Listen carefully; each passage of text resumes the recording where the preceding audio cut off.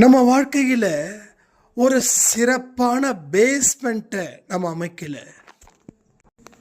உங்கள் வாழ்க்கையில் இந்த ரெண்டையும் நீங்கள் பாதுகாத்துக்கலைன்னா உங்களை எந்த இடத்துலையும் பாதுகாக்க முடியாத சூழ்நிலை உருவாகி கொண்டு இருக்கிறது. ஒரு புயல் உங்களை நோக்கி வருதுன்னா நீங்கள் என்ன செய்யணும்? அதை செஞ்சாதான் அந்த புயலில் இருந்து தப்பிக்க முடியும். எவ்வளவு பெரிய பாடத்தை படிச்சிருந்தாலும் வாழ்க்கைன்ற பாடத்தை படித்து நம்மளால் தேர்ச்சி பெற முடியல. அதற்கு முக்கியமான காரணம் இந்த பதிவு. உங்கள் வாழ்க்கையில் ஒரு ஆன்மீக புரட்சியை ஏற்படுத்த வேண்டிய கட்டாயத்தில் நீங்கள் இருக்கீங்க. உங்கள் வாழ்க்கையில் இந்த மாற்றம் நடந்தே தீரணும். இந்த மாற்றத்தின் மூலமாக தான் உங்கள் வாழ்க்கையில் வளர்ச்சியை காணவே முடியும். அடுத்த நொடி என் துன்பம் மறையணும் அப்படின்ற உங்களுக்கான பதிவு தான் இந்த பதிவு. யார் யார் எவ்வளவு மன அழுத்தத்தோடு இருக்காங்களோ அத்தனை பேரும் இந்த பதிவை கேளுங்க. இந்த பதிவோட முடிவில் மிகப்பெரிய சந்தோஷம் தரக்கூடிய செய்தி கண்டிப்பாக அன்பே சாய் குடும்பத்தில் நடக்கும். அதே போல் இந்த அம்மனை பார்க்க போங்கன்னு நம்ம சொன்னோமே, நிறைய பேர் போயிருக்கீங்க. ஒரு சாய்ராமுக்கு குழந்தை பாக்கியம் இல்லாத அவங்களுக்கு அந்த அம்மனை பார்த்துட்டு வந்ததுக்கப்புறம் நல்ல செய்தி அவங்களுக்கு கிடைச்சிருக்குது. அன்பே சாயில சொல்லக்கூடிய பயிற்சிகளை முழு மனதுடன் எவர் ஒருவர் செய்கிறாரோ அவருடைய வாழ்க்கையில் எல்லா வளமும் எல்லா நலமும் நிச்சயமாக கூடும். சாப்பாடு யாராவது இந்த மாதம் கொடுக்கலன்னா சீக்கிரமாக கொடுங்க. ரொம்ப ரொம்ப ரொம்ப குறைவாக இருக்குது இந்த தடவை நீங்கள் சாப்பாடு டொனேட் பண்ணுறது. நல்ல விஷயங்களை நீங்கள் நிறுத்துனீங்கன்னா அது உங்கள் வாழ்க்கையில் எந்த நல்ல விஷயத்தையும் செய்ய முடியாமலே போகும். ஏன்னா நீங்கள் செய்யக்கூடிய உதவி பலருக்கு போய் செய்கிறது. அந்த பலரை நீங்கள் உதவி செய்யாமல் உங்களுக்காக அவர் காத்து கொண்டு இருக்கிறார்கள். ஸோ காத்துக்கிட்டு இருப்பதுன்றது எவ்வளவு பெரிய கஷ்டமான விஷயம் தெரியுமா? அதனால் ஒரு நாய்க்கு பிஸ்கட் வாங்கி போட்டாலும் அது நீங்கள் செய்யக்கூடிய உதவிகள் தான். இதை ஏன் சொல்கிறேன்னா, பதிவை நீங்கள் முழுசாக கேட்காம சில விஷயங்களை நீங்கள் ஸ்கிப் பண்ணுறதால தான் இதை நான் இன்ட்ரோவில் கொடுக்குறேன். ஸோ வாழ்க்கையை வாழ்வதற்காகத்தான் இங்கே நாம் படைச்சிருக்காரு, நம்மளை கடவுள் படைச்சிருக்காரு. அவருடைய கிருபையின் படி, அவருடைய பார்வையின் படி நம்ம வாழ்க்கையை மாற்ற வேண்டிய கட்டாயத்தில் நாம் இருக்கோம். எல்லாவற்றையும் மனப்பூர்வமாக செய்யுங்க. உங்கள் வாழ்க்கையில் மிகப்பெரிய ஒரு லட்சியத்தை நீங்கள் அடைவீர்கள். இந்த பதிவை முழு மனதுடன் கேளுங்கள், முழுவதுமாக பாருங்கள். கடவுளுக்கு நன்றிகளை செலுத்திக் கொண்டே இருங்கள். இதுதான் உங்கள் வாழ்க்கையில் கர்மாவை முற்றிலும் உங்கள் வாழ்க்கையில் இருந்து துரத்தவும் அழிக்கப்படவும் முடியும்.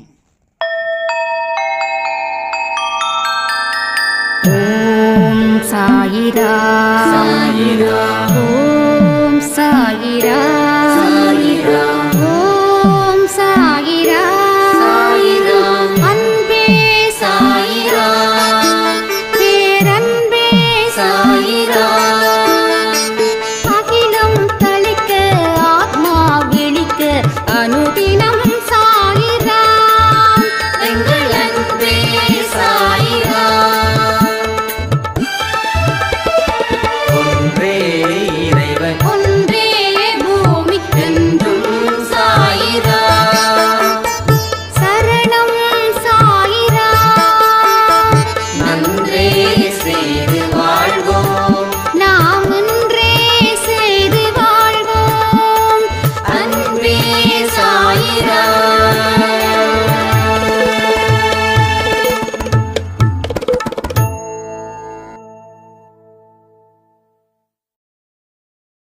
சாய்ரா. என் உயிரின் உயிரானவர்களே, நாளைக்கு சண்டே, கண்டிப்பாக நாளைக்கு 2 பதிவும் புதிய பதிவு தான். அதனால மறக்காமல் நாளைக்கு கேளுங்க. இன்னைக்கு 12 மணி பதிவு மிக மிக மிக முக்கியமான ஒரு அற்புதமான ஒரு பதிவு. நம்மளுடைய கர்மாக்களை நினைச்சே நாம பயந்து நடுங்கி அஞ்சி வாழ்ந்துகிட்டு இருக்கோம். மீள்வதற்கு நிறைய வழிகள் இருந்தும் நம்மால மீள முடியாம கடும் துயரத்தில் நாம வாழ்ந்துகிட்டு இருக்கோம். உங்க லட்சியம் என்ன அப்படின்னா சந்தோஷமா வாழ்வது. அந்த அளவுக்கு அந்த சந்தோஷத்தை லட்சியமா வாழ வேண்டிய ஒரு நிர்பந்தம் இந்த பூமியிலே உங்களுக்கு இருக்குது. சரியா? ஒரு சாதாரண வாழ்க்கைய வாழ்ந்தா போதும்னு நினைக்கக்கூடியவர்களுக்கு தான் இந்த பதிவு. வாழ சொன்னது இயற்கையடா, வாழ்வின் துன்பம் செயற்கையடா. வைரமுத்து ரொம்ப அழகா நல்லா புரிகிற மாதிரி படித்தவனுக்கும் படிக்காதவனுக்கும் ஏழைக்கும் பணக்காரனுக்கும் ஒரு பெரிய தத்துவத்தை அது கொடுத்துருக்கார். எஸ், உண்மைதான். வாழ சொல்லுது இயற்கை. ஆனால் ஏண்டா இப்படி வாழாமல் இருக்கீங்க? ஏண்டா துன்பத்தில் போய் மாட்டிக்கிறீங்க? நல்லா யோசிச்சு பாருங்களேன். துன்பத்தில் ஏன் சிக்கிறோம்? எதனால இவ்வளவு பெரிய துன்பம் வந்திருக்கு? இது நீயா ஏற்படுத்திக்கிட்டது. நீ போக வேண்டிய பாதையில் போகாம வேற பாதையில் பயணம் செஞ்சா துன்பம் வராதா என்ன? அந்த துன்பம் தான் இங்க வந்திருக்கு. அப்போ அவர் சொன்னது சரியா இல்லையா? வாழ்வின் துன்பம் செயற்கை. இதை எத்தனை பேர் ஒத்துக்கிறீங்க? இதை எத்தனை பேர் ஆம் இது உண்மைதான் அப்படின்னு நம்புறீங்க? ஒரு காலத்தில் நம்ம தாத்தா பாட்டிகள் எல்லாம் 100 வயசை ரொம்ப சிறப்பாக கடந்தாங்க. ஆனால் இன்னைக்கு 50 சிறப்பாக கடக்கிறதுக்கே போராட வேண்டியதாக இருக்குது. 50க்கு மேலே மாத்திரை மருந்து தனிமை இப்படி ஓடுது நம்ம பொழப்பு. ஸோ வாழ்க்கையோட லைஃப் ஸ்டைல் டோட்டலி சேஞ்சஸ். எதில் இருந்து சேஞ்சஸ்? இயற்கையில் இருந்து சேஞ்ச் ஆயிடுச்சு. எல்லாரும் செய்கிறாங்க, நான் செய்கிறேன். எல்லோரும் போகிறாங்க, நான் போகிறேன். எல்லாரும் பார்க்குறாங்க, நான் பார்க்குறேன். எல்லாரும் கிணத்துல குதிக்கிறாங்க, நானும் குதிக்கிறேன். ஏன் போகிறோம், எதுக்கு போகிறோம் அப்படின்ற ஆழமான கேள்வி இருந்துச்சுன்னா உங்கள் வாழ்க்கையில் இந்த துன்பத்துக்கு பின்னாடி நீங்கள் நிற்க வேண்டிய அவசியம் இல்லை. அப்போ ஏன் எதற்கு அப்படின்ற கேள்வி ஒரு மனுஷனுக்கும் எழும்போது அவன் புத்திசாலியாக மாறுகிறான். அவனுடைய நோக்கம் வாழ்க்கையில் அவன் என்ன நினைக்கிறானோ அதை அவன் சாதிக்கிறதுக்கு. ஆனால் இன்னைக்கு பெண்களும் சரி ஆண்களும் சரி ஒரு சாதாரண ஒரு வாழ்க்கை வாழ்ந்தா போதுன்ற அளவில் இன்னைக்கு கதறி அழுது கொண்டு இருக்கிறாங்க, கதறி அழுகுறாங்க. இன்னைக்கு நிறைய பேரோட வாட்ஸ்அப்பை நான் இது சாட்டு பார்த்தேன்.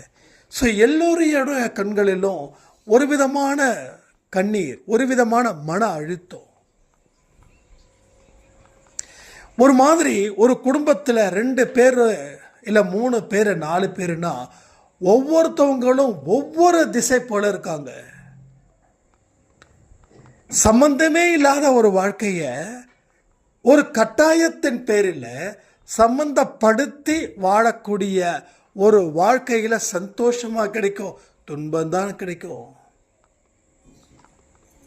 அப்போ இதுக்கெல்லாம் என்ன முற்றுப்புள்ளி சாய்ப்பா வைக்க போறாருன்ற கேள்விக்கு உண்டான பதில் தான் இந்த அன்பே சாய் பதில்.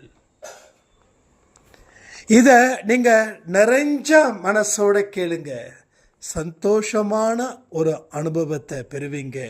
நைட்டு தூங்கக்கூடிய உறக்கம் கூட அவ்வளவு இனிமையா, அவ்வளவு உற்சாகமா, அவ்வளவு நம்பிக்கைக்குரிய வாழ்க்கையா மாறப்போவதற்கு உண்டான பேஸ்மெண்ட் தான் இந்த டே.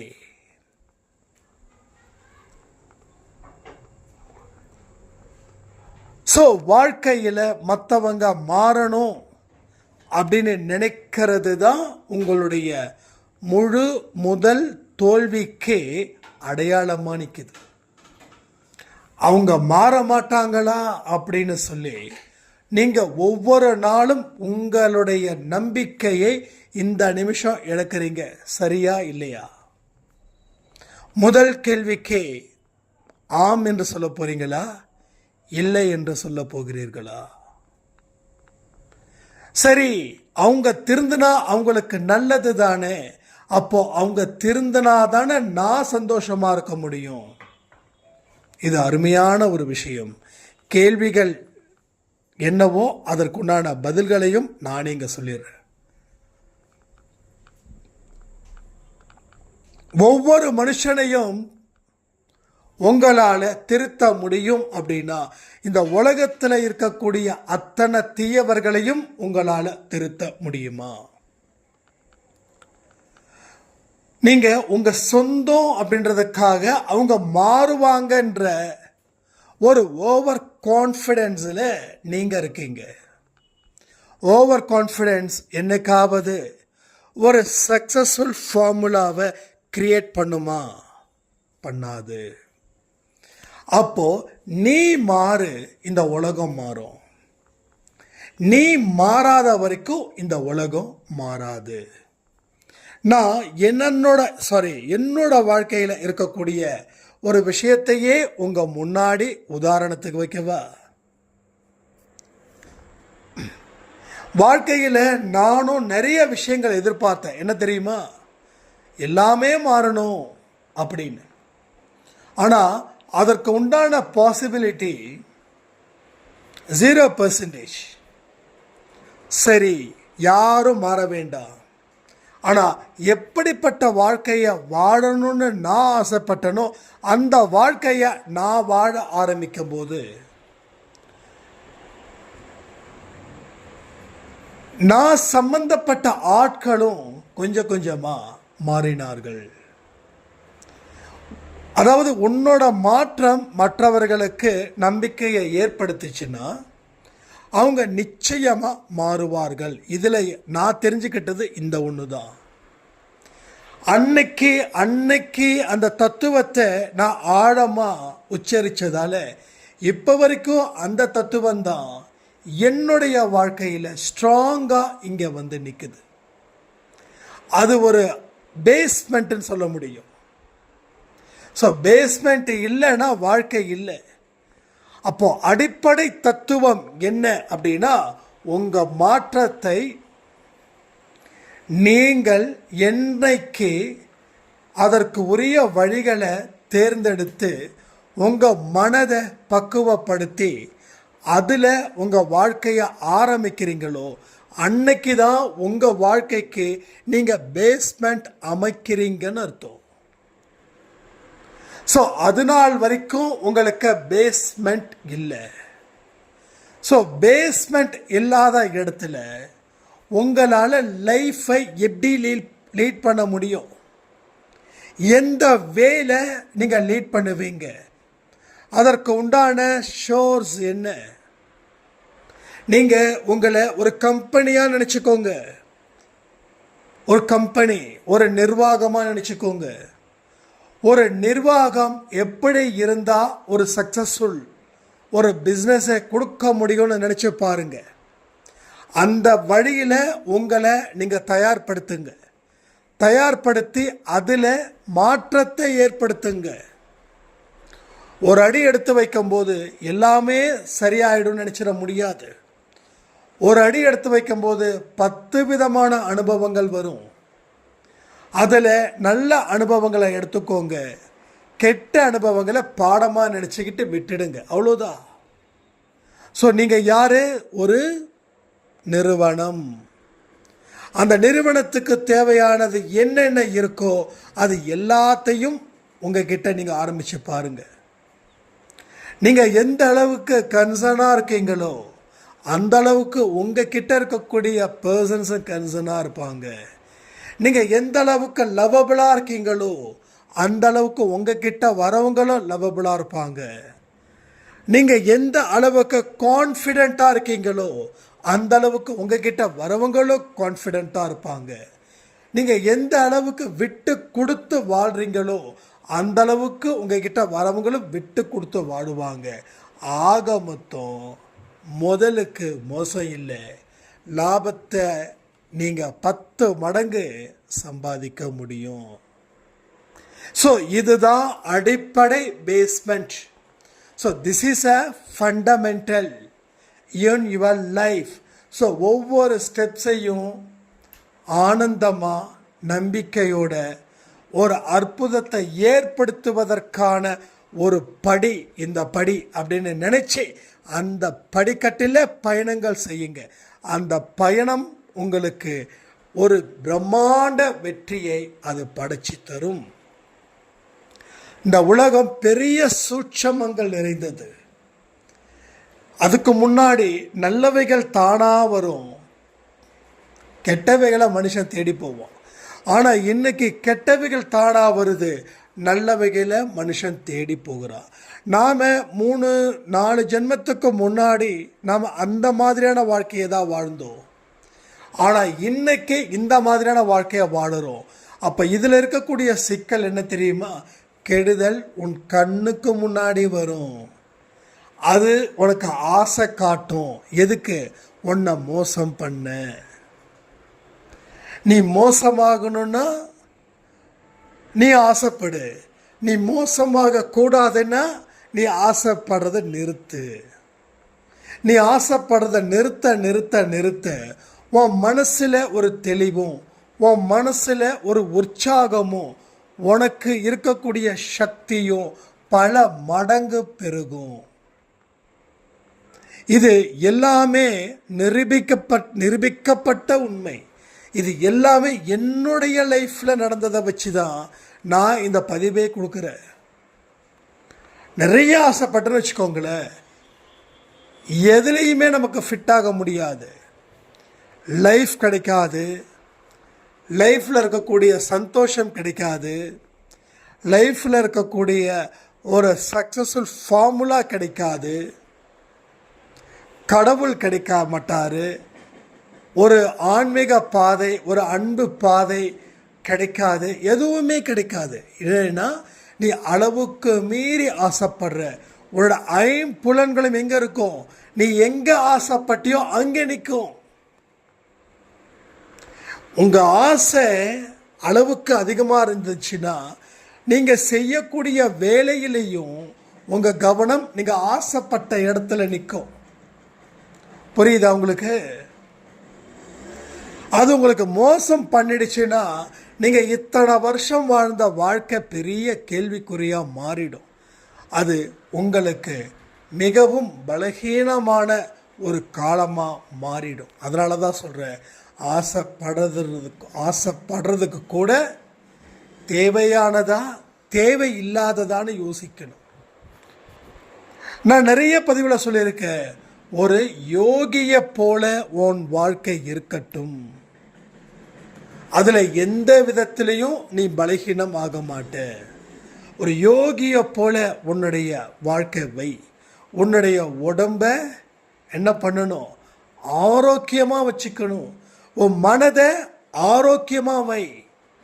உடலையும் மனதையும் எவன் ஒருவன் ஆரோக்கியமாக வைக்கிறானோ அவன் வெற்றிகளை ஈட்டிக்கொண்டே இருப்பான், அவன் வெற்றிகளை பெற்றுக்கொண்டே இருப்பான். குறி வச்சா தப்பாதுன்னு நம்ம தலைவர் ஒரு டைலாக் பேசியிருப்பார். எஸ், உன்னோட உடம்பையும் மனசையும் கரெக்டாக வச்சுக்கணும். தேவையில்லாததுக்கு உன் உடம்பையும் மனசையும் பயன்படுத்திக்கவே கூடாது. நிறைய பேர், எத்தனையோ பேர் தூக்கத்தை கெடுத்துக்கிறாங்க. என்ன ஆகுது? ஆரோக்கியம் பாதிக்கப்படுது, மன உளைச்சல் அதிகமாகுது. 7 மணி நேரமோ இல்லை 6 மணி நேரமோ இல்லை 5 மணி நேரமோ. ஆனால் உண்மையாக சொல்கிறேன், 5 hours sleeping is a best medicine கூட சொல்ல முடியும். 5 மணி நேரம் நீங்கள் டீப் ஸ்லீப்பில் இருக்கணும். ஏன்னா ஃபிசிக்கல் ஒர்க் அப்படின்றதுக்கு எதுவுமே இல்லை.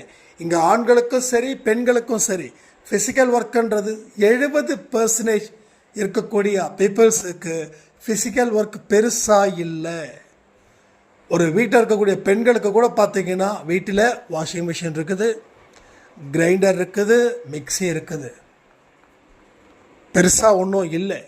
நான் சொல்கிறது நம்ம தாத்தா பாட்டி காலத்தில் அவங்க ஒரு மோஷன், அதாவது டாய்லெட் போனால் கூட கிட்டத்தட்ட ஊருக்கு ஒதுக்குப்புறமாக இருக்கிற இடத்துல நடந்து போகணும்.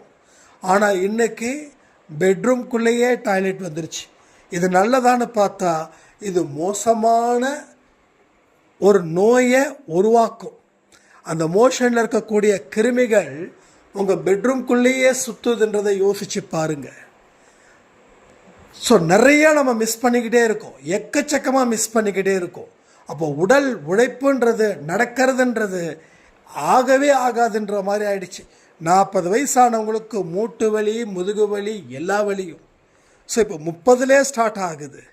ஸோ யோசிச்சு பாருங்கள், மீதி வாழக்கூடிய வாழ்க்கையில் இன்னும் ஒரு அடி கூட நம்ம எடுத்து வைக்கல ஒரு வெற்றியை தேடுவதற்கு.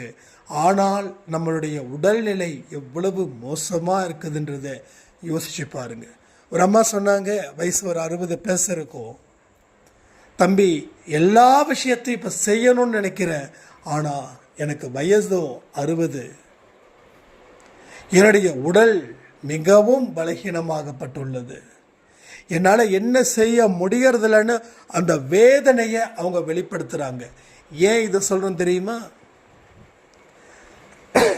30லேயோ 40லேயோ நீங்கள் இருக்கீங்க, 60ல் இவங்கள மாதிரி வேதனைப்பட போகிறீங்களா, இல்லை ஒரு சரியான ஒரு புரிதலான ஒரு வாழ்க்கையை ஏற்படுத்தி 60 வயசுலேயும் நீங்கள் திடகாத்திரமான ஒரு மனுஷனா ஒரு மனுஷியா இருக்க போகிறீங்களா? நீங்கள் முடிவு பண்ணுங்க. இந்த பேஸ்மெண்ட்டு இருந்துடுச்சுன்னா நீங்கள் லைஃப் லாங் ரொம்ப சூப்பர்பாக இருக்கலாம். ஸோ உடலும் மனதும் எவ்வளவு முக்கியம் அப்படின்றத நீங்கள் போக போக தான் புரிஞ்சுப்பீங்க. ஏன்னா நிறைய பேர் என்கிட்ட சொல்லக்கூடிய வார்த்தை என்ன தெரியுமா? எனக்கு சுகர் வந்துடுச்சு, எனக்கு பிபி வந்துடுச்சு, எனக்கு ரொம்ப நேரம் நிற்க முடியல, ரொம்ப நேரம் நடக்க முடியல, ரொம்ப நேரம் படுக்க முடியல, ரொம்ப நேரம் உட்கார முடியல. ஆனால் நிறைய நல்ல விஷயங்கள் செய்யணும்னு நினைக்கிறேன், ஆனால் உடல் ஒத்துக்கலை. ஸோ மனது ஒத்துக்கலைன்னு சொல்லலை, உடல் ஒத்துக்கலை. நல்லா புரிஞ்சுக்கோங்க, 2 காம்ப்ளிகேட்டட் விஷயத்தை நான் சொல்கிறேன். உடல் நல்லா இருந்தால் மனசு நல்லா இருக்காது, மனசு நல்லா இருந்தால் உடல் நல்லா இருக்காது. இது எப்படி தெரியுமா இருக்கும்? உடல் நல்லா இருக்கும் ஒரு 40 years வரைக்கும், அப்போ மனசில் ஏகப்பட்ட குழப்பங்கள் ஓடும், மனதில் ஏகப்பட்ட அழுத்தங்கள் கிடைக்கும். அப்போது உடலை கண்ணா பின்னான்னு பயன்படுத்துவோம். ஆனால் ஒரு ஸ்டேஜுக்கு மேலே மனசு சரியாயிடும், பக்குவம்லாம் அடைஞ்சதுக்கப்புறம். அப்போ உடல் நிலை ரொம்ப மோசமாக இருக்கும். அந்த நிலை நம்ம அன்பேசாய் குடும்பத்தில் இருக்கிற நம்ம சொந்தங்களுக்கு வரக்கூடாது. அதனால தான் உடலையும் மனதையும் போற்றி பாதுகாக்கப்பட வேண்டியவைகள். அதை ரொம்ப வேல்யூபிள். ஏன்னா சுவர் இருந்தால் தான் சித்திரம் எழுத முடியும், உடல் இருந்தால் தான் பிறவி பயனை கடக்க முடியும். ஏன்னா இந்த உடலால் தான் நம்மளுடைய பாவங்களை கழிக்க முடியும், இந்த உடலால் தான் கர்ம வினையை செய்ய முடியும். இல்லைன்னா ஒன்றுமே இல்லை, இல்லைன்னா எதுவுமே இல்லை. எதுவும் நம்ம வாழ்க்கையில் நடக்காமல் போயிடும். அதற்கு நீங்கள் தயாராக இருக்கணும் அப்படின்னா நீங்கள் கண்டினியூ பண்ணுங்க. இல்லை, இட்ஸ் அ ரிஸ்க்கு. முன்னாடியே நாம் இந்த 2த்தையும் காப்பாற்றிக்கலாம் அப்படின்னு நினச்சா காப்பாற்றிக்க முயற்சிகள் செய்யுங்க. உடலுக்கு தேவையான உணவை கொடுங்க, உடலுக்கு தேவையான ரெஸ்ட்டை கொடுங்க, உடலுக்கு தேவையான வேலையும் கொடுக்கணும், எக்ஸசைஸும் கொடுக்கணும். இதெல்லாம் உடல் ரீதியாக செய்ய வேண்டிய வழிமுறைகள். தினமும் முடிஞ்ச அளவுக்கு வாக்கிங் போகணும், 30 நிமிஷமாவது வாக்கிங் போகணும். காலையில் எழுந்திரிச்சு வாக்கிங் போகும்போது உங்களுடைய உடலில் ஏகப்பட்ட மாற்றங்கள் ஏற்படும். ஹார்ட்டுக்கு ரொம்ப நல்லது, பிரெயினுக்கு ரொம்ப நல்லது. ஸோ இதை தாண்டி உடலில் இருக்கக்கூடிய ஒட்டுமொத்த உறுப்புகளுக்குமே மிக நல்லது. உடலில் இருக்கக்கூடிய உறுப்புகள் எல்லாம் நல்லா இயங்கிடுச்சுன்னா மனசில் எந்த மாதிரியான வைராக்கியத்தை நாம் வச்சுருக்கோமோ அத்தனையும் இந்த உடல் ரீதியாக அந்த சவால்களை சந்தித்து வாழ்க்கையில் வெற்றி பெற முடியும். இதில் ஏதாவது குழப்பங்கள் இருந்துச்சுன்னா நீங்கள் கேள்விகள் கேளுங்க, இல்லைன்னா உங்கள் வெற்றி பயணத்தை நீங்கள் ஆரம்பிங்க. எல்லாரும் சொல்லுங்கள் பார்க்கலாம் கமெண்டில், என்னுடைய வெற்றி பயணத்தை நான் இன்று ஆரம்பிப்பேன். என்ன, உடலையும் மனதையும் நான் சரியான முறையில் பராமரிப்பேன், சரியான முறையில் பராமரிப்பேன். உடலை எந்த காரணத்தை கொண்டும் மோசமாகவோ மனதை எந்த காரணத்தை கொண்டும் மோசமாகவோ எண்ணங்களையோ உணவு முறைகளையோ பழக்க வழக்கங்களையோ ஏற்படுத்திக்க மாட்டேன்னு சொல்லுங்க. ஏன்னா இந்த உடலால் தான் பாவத்தை செஞ்சோம், இனி இந்த உடலால் புண்ணியத்தை நாம் செய்ய போகிறோம். புண்ணியத்தை செய்வதால் என் வாழ்க்கையில் நிறைய மாற்றத்தை கடவுள் ஏற்படுத்துவாருன்னு நீங்கள் பரிபூரணமாக நம்புங்களே. உங்கள் நம்பிக்கை தான் வாழ்க்கை, அவநம்பிக்கை வாழ்க்கை இல்லை. வாழ்க்கையை வாழ்வதற்கு அடிப்படை தேவை only one thing is a confident. இது ஒன்று இருந்துச்சுன்னா உங்கள் வாழ்க்கையில் நீங்கள் எந்த எல்லைக்கு வேணாலும் போக முடியும். இந்த ஒன்றை வச்சு தான் நம்ம வாழ்க்கையை வாழவும் முடியும். இதனால தான் நம்மளுடைய பூர்வ ஜென்மத்தில் நாம் செய்த பாவத்தையும் அழிக்க முடியும். ஏன்னா வாழணுன்ற நம்பிக்கை இருக்கிறவன் தானே செயல்படுவான். இன்றைக்கி எத்தனையோ யங்ஸ்டர்ஸ் 20 to 30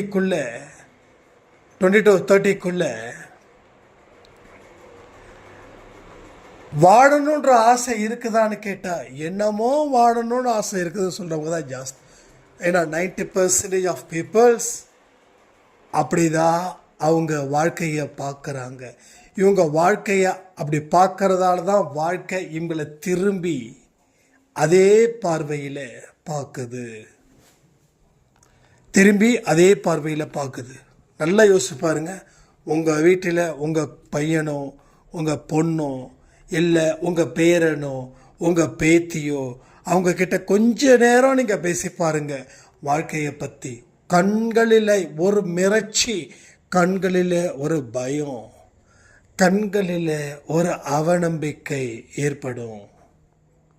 ஏன்னா அவங்க வாழ்க்கையை படிச்சுட்டாங்க, படிப்பை படிச்சுட்டாங்க, ஆனால் வாழ்க்கை பாடத்தை படிக்கலை. வாழ்க்கை பாடத்தை சொல்லி கொடுக்க வீட்டில் பெரியவர்கள் இல்லை. பெரியவர்கள் இருக்கிறாங்க, ஆனால் பெரியவர்கள் சொல்லிக் கொடுக்கக்கூடிய பாடத்தை மதிப்பதற்கு அவர்கள் தயாராக இல்லை. ஸோ எல்லோருடைய வாழ்க்கையிலையும் இதுதான் தொடர்ந்து நடந்துக்கிட்டே இருக்குது. எல்லோருடைய வாழ்க்கையில் தான் நடக்குது. ஸோ இது எல்லாற்றுக்கும் ஒரு மாற்றத்தை நாம் ஏற்படுத்த வேண்டாமா? மாற்று சக்தியாக நீங்கள் இருக்க வேண்டாமா? ஸோ எத்தனையோ விதவிதமான விஷயங்களை நாம் கருத்தில் கொள்கிறோம், ஆனால் எவையும் நமக்கு சரியான ஒரு பாடத்தை கொடுக்கல. ஏன்னா படிக்க வேண்டிய பாடங்கள் இவைகள் அல்ல. படிக்கக்கூடாத பாடத்தை படிக்கிறீங்க, படிக்கிற பாடத்தை படிக்கல. ஸோ வாழ்க்கையில் பொறுமையும் நம்பிக்கையும் இன்றைக்கி எத்தனை யங்ஸ்டர்ஸ் கிட்ட இருக்குது. யங்ஸ்டர்ஸை விடுங்க, ஒரு 40s கடக்கிறவங்களுக்கு அது இருக்கா? இல்லை. ஸோ எங்கே இருந்து இந்த பிரச்சனைகள் வருதுன்னா பெற்றோர்கள் இடத்துல இருந்து. பெற்றோர்கள் நம்பிக்கையோடு இருந்தாங்கன்னா பிள்ளைகளும் நம்பிக்கையோடு இருப்பாங்க. பெற்றோர்களே நம்பிக்கை இல்லாமல் இருக்கும்போது பிள்ளைகள் மட்டும் எப்படி அந்த நம்பிக்கையோடு வாழுவாங்க? ஸோ எதுவாக இருந்தாலும் அங்கேருந்து தான் வருது. படிக்கிறதுல நம்பர் 1, ஓகே, சந்தோஷம். வாழ்க்கையில் லாஸ்ட்டு, நான் அடிக்கடி சொல்லுவேன் லாஸ்ட்டு பெஞ்ச் ஸ்டூடெண்ட்டு. ஏன்னா நானும் லாஸ்ட்டு பெஞ்சு தான். லாஸ்ட் பெஞ்ச் ஸ்டூடெண்ட்டு லைஃப்பில் முன்னாடி நிற்கிறான், ஆனால் ஃபஸ்ட்டு பெஞ்ச் ஸ்டூடெண்ட்டு லைஃப்பில் பின்னாடி நிற்கிறான். அவனுக்கு தோல்விகளை ஏற்றுக்கொள்வதில் அவ்வளவு பலகீனமாக இருக்கான். ஆனால் லாஸ்ட் பெஞ்ச் ஸ்டூடெண்ட்டாக பார்த்துக்கலாம், கவலைப்பட வேண்டாம் அப்படின்னு நினைக்கிறான். ஆக மொத்த தைரியம் அவனுக்கு இருக்கிற தைரியத்தில் கூட இவனுக்கு அந்த தைரியம் இல்லவே இல்லை. அப்போ நீங்கள் முதல்ல ஒரு நல்ல சூழ்நிலையை உருவாக்குங்க. அதை எடுத்த உடனே சொன்னேன், மாற்றத்தை நீங்கள் ஏற்படுத்தணும். நீங்கள் ஏற்படுத்தினாதான் உங்கள் குடும்பத்தில் இருக்கிறவங்க அத்தனை பேரும் அதை அவங்க ஃபாலோ பண்ணுவாங்க. இல்லைன்னா நீங்கள் எந்த இடத்துலையும் மூவ் ஆகவே முடியாது. நீங்கள் எந்த இடத்துல தொடங்குனீங்களோ இல்லை எந்த இடத்துல விழுந்தீங்களோ அதே இடத்துல தான் நிற்பீங்க. இந்த சைக்கிள் ஓட்டுறது ஸ்டாண்டை போட்டு ஓட்டினாலும் அதே இடத்துல தான் நிற்கும். நாமளும் அதே வேலைகளை தான் இப்போ வரைக்கும் தொடர்ந்து செய்து கொண்டு வாழ்க்கையில் தோல்விகளை சுமந்து கொண்டு கவலைகளோடு ஒரு வாழ்க்கையை நம்ம வாழ்ந்துக்கிட்டு இருக்கோம். இதற்கு எல்லாம் அடிப்படை தளத்தை அமையுங்கள். வாழ்க்கையில் ஒரு பிரம்மாண்டத்தை நோக்கி நம்ம செல்வதற்கு தகுதியானவர்களாக இருக்கிறோன்றதை மறக்காதீங்கன்னு சொல்லி இந்த பதிவை நான் முடிக்கிறேன். ஜெய் சாய்ராம்.